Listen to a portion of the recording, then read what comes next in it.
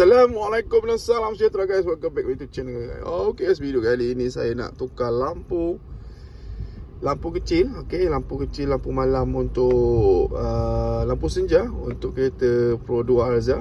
Okay, dengan LED ice blue. Okay, daripada Nakamichi. Okay guys, daripada Nakamichi. Memang cantik guys. Okay, sekejap saya buka dulu. Okay guys, ini guys mentol dia guys. Okay, lain macam. So jom kita tukar. Okay guys, lampu ni guys, lampu kecil yang ini. Okay, lampu senja malam. So yang ini lah. Alright, lampu ni kusam dah, abaikan. Okay, so lampu ni guys.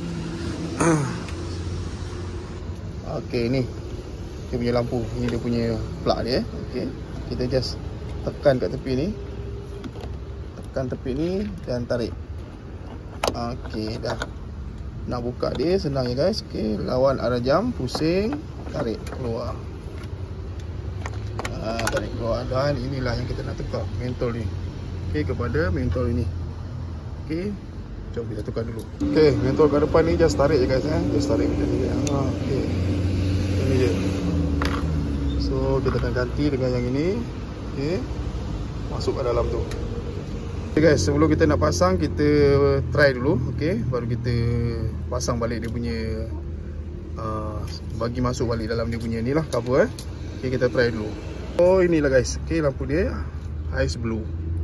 Okay, so function.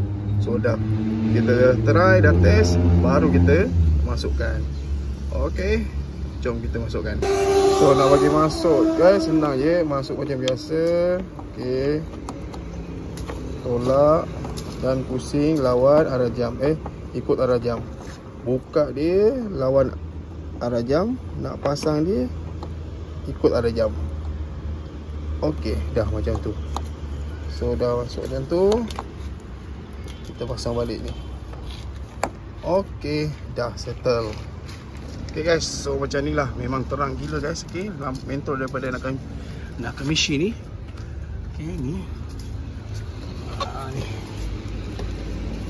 Alright, so kita pasang sebelah. Sebelah pun pasang lebih kurang sama guys. Sama je. Okay. Okay guys, padu.